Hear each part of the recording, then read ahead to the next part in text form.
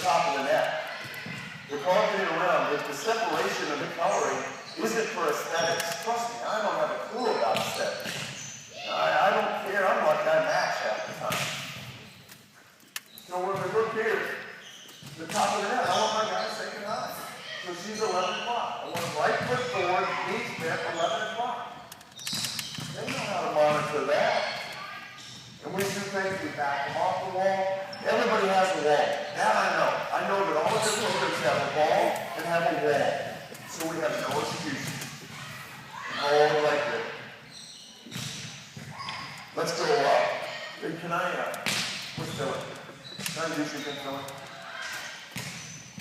Let's release. Fill toss. Let's frame and step. So you're going to do left, right first. The progression that you may want to go with your young guys is one of the problems with the kids. There was a neat story about Kim's best friend, Lexi Zimmerman. Lexi Zimmerman was a setter at the University of Michigan. And she was telling, I was talking to Mark Rosen, the coach once, and he said, Steve, I never heard anybody do this. Lexi Zimmerman was really a talented setter. Going into her senior year, she had surgery on both of her wrists. Couldn't use her wrist. In fact, in the spring ball, she couldn't use her hands at all. Instead of can't use her hands because of her surgery. So what she said was the biggest problem, Steve, because she was so gifted with her hands, is that she would cheat sometimes and reach with her hands instead of her feet. She wouldn't necessarily get to the ball. That makes sense. So what she said was her greatest deficit was she didn't get her feet to the ball. So what they did at Michigan is they went out and bought a bunch of volley lights. And Lexi Zimmerman sat with her head for the entire spring. Like they let her play at one of the matches. But all she would work on is getting to the ball and using her head to drive the ball to target. Learning to get her feet to the ball. So I think this is great training tool. We use it with setters a lot. Now, just as a training tool, we get them and say, here, they've got to get their head to the ball.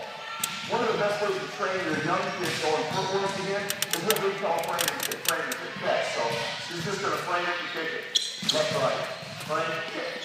You catch it, left, right. Frame, kick it, it works left, right. Come back and go 10. So she can toss it to the 10. She's going to come off, left, right, frame, kick. And your kids can check. Is my left shoulder around? Is my right foot the target? Am I toes and nose? Let's go left, right in. So she's going to go in, tossing her kind of rip ball, frame and kick.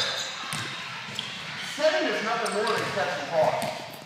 You just speed it up slowly, and that's how you get to be a setter. You catch it and toss it. When I first watched Coach teach it, I would tell all of you, if you ever want to watch just master teaching, you should watch Coach do our TNT, our little guys. It's fantastic. He breaks everything down into the simplest factor. This is key. They need to know how. They got to feel success. Before we ask them, we always just throw kids in there and start throwing balls. Teach them how to move their feet. Teach them how to catch a ball. You know, if you can't catch a ball, you can't set it. That's the bottom line. You can't catch a ball, you can't set a ball. And so we work on all those things. She gets back, footwork good, catch, explode. Here's at their place, keep doing this high. And hold right there. Let's go self-set. You're going to go up 2 to 4 to get a target out of the 4. You go first. Go on, start up. Self-set series, she's going to set herself a 2. She's going to set a 4 ball. She's working her left-right footwork right now. Left, right. Set the 2 ball, set the 4 ball. Set the 2 ball, set the 4 ball. Set the 2, set the 4. And so now they're getting double the reps, and they're working all the way through. Set the 2, set the 4. Set the pipe, set the 4. Now they're working left, right, 10. Pipe, 4. She sets the pipe. She comes off, sets the 4 ball. And we're working on getting our left shoulder around. Remember the same footwork I talked to you about doing 1,000 different ways? This is another way to do it with a million reps. Set the 2, set the 4.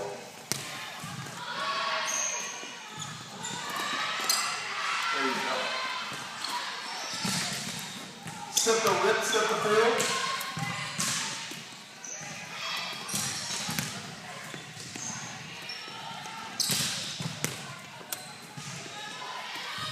Set the 9, set the 4. Now you're working your back footwork. This is the hardest. This is the one that probably takes some time as a kid. This is really difficult.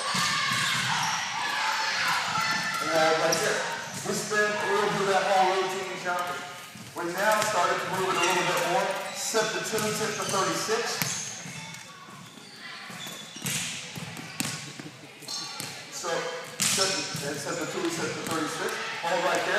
tight, step hold.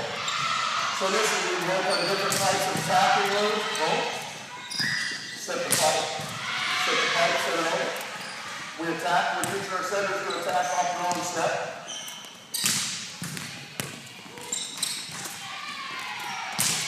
Go ahead and set the rip attack. So watch her do, she sets the rip and it's going to attack behind. Very difficult until you started it. We're going to work on tipping and attacking behind. Set the rip, tap behind, get your shoulders around the ball.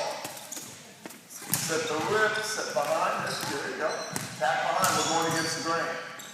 Bam, there you go, and hold. Set the 9, and on the 9 you have the option of going 2 or 36 on your attack.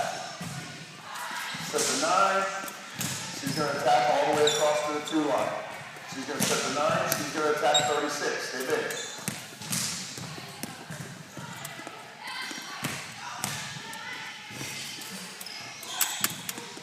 And hold right there. Last second, head.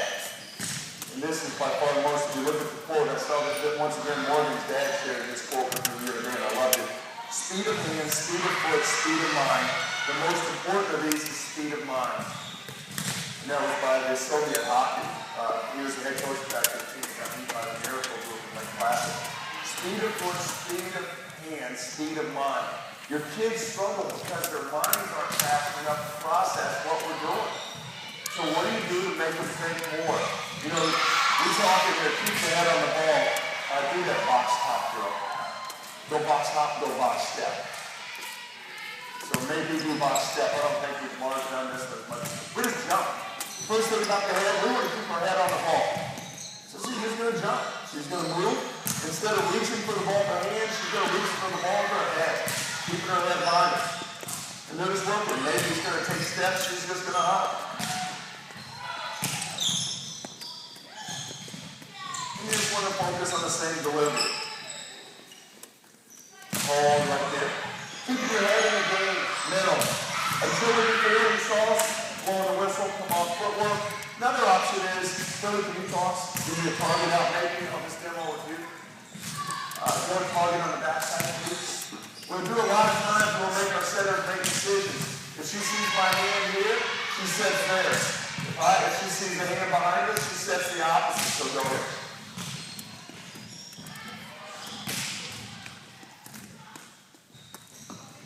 I want my setter to have to think about a variety of different things.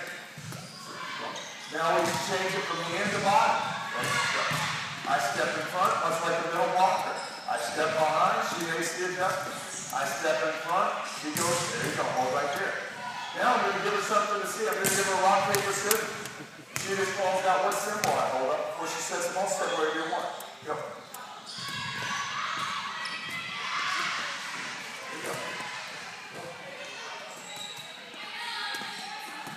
Hold right there. She's just calling out the symbol. And now when you get really bright, you get to the legendary status of Stacey Baldwin,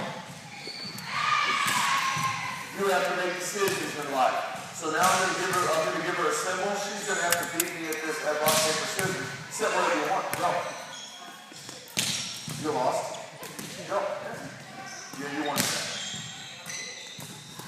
There we go. And now she's starting to be able to multitask. Literally stand in. I give her a symbol, she beats me. You may be wanting to do this. You may get you holding up one finger or two fingers. But you gotta you gotta challenge these kids. Once you can set a ball, you gotta challenge them. Let's go sit and you guys go YouTube, go sit and roll. Remember I said multitask? I love this drill. Set and roll. I'll let you guys go with it for a second. It's a little harder than what you think. The guys on the bottom are kicking with their thumbs, the guys on the top are working thumbs. But one of the other things that I thought was really interesting last year that Shunzel talked about talking to his setters during drills. I noticed Stacey does it a lot when she's working with setters. She'll talk to them the whole time they're setting. Let them multitask. Those guys can carry on a conversation in, set. That's good. You know, let's be honest, what the hell? If our kids can even carry on a conversation that's non-text, then we got to count that as a victory. You know, these guys can text and set better than they can talk and set. But right now, this is simple drill where we let them multitask and hold like that. The last thing we do, and we've been doing a lot lately, we do a drill called speed ball. We won't do it here. 6 6-on-6 drill, and for 1 minute, Stacy's team will be here, my team will be over there, and I am kicking balls, baby. Regardless, as soon as that rally's over, another ball's in. I want my setters to quickly find their money. Who's hot, who's not? Do it now. Because the longer you wait, the old days, traditional scoring, you can figure that out. Now you better get on it now. The faster you figure that out, the better off you are. You can't wait 10 points to figure out who's good. You can't do it. You got to do it right now. So we'll just kick balls. We'll go each rotation, one-on-one. We'll turn and go the other way. And we make our setters make quick decisions. How to score. What's the quickest way to score? We're always looking for the quickest way to score. Well, these guys have all got, they're very adept at throwing balls. They understand the only things, that's the fastest, then the middle, but we don't want to be long and loopy when we're trying to score quick. We're called speed ball. And we just kick balls in and make these guys make decisions. They're quickly trying to find your money. It's important to find your money. Evolution of the setter. And this is where you guys should be. Teach your kid to set a good ball. Once they learn to set a good ball that's hittable, that's the first step. And I wrote technical. Make a hitter. If you can finally get a setter to make a hitter successful, you've done your job. Teach your kid to throw a ball outside. Teach your kid to throw a ball outside. Second phase is tactical. Set a smart ball. These guys will tell you, feed the bear. Feed the bear basically means be whoever your best player is, feed that cat in money time. But you got to be tactical. Match their strengths versus their weaknesses. Run a coach's game plan. Run a coach's game plan. But those are tactical setters. So once a kid can set a ball, now I need a kid who can set a ball and put together a game plan. Lastly, I need a guy that has a mastery of the game. Set up the defense. I need guys that can beat defenses. I need guys that can, really defeat the opponent with deception to the game. Not tricky. I don't want tricky. But I want guys that understand that if I'm running hard this way, you'll see through. If I'm running hard this way, kicking balls against the grain that way. And understanding that you can become the type of setter that defenses have to be aware of. Steve made a living off of having setters that you had to defend first. Everybody else is defending hitters. When you played against that guy, you had to defend the setter first. You had to be very aware of where she was at all times. It is unnerving. It is very unnerving if you have to defend the setter first. It's even more unnerving as a coach if you know that setter can beat you.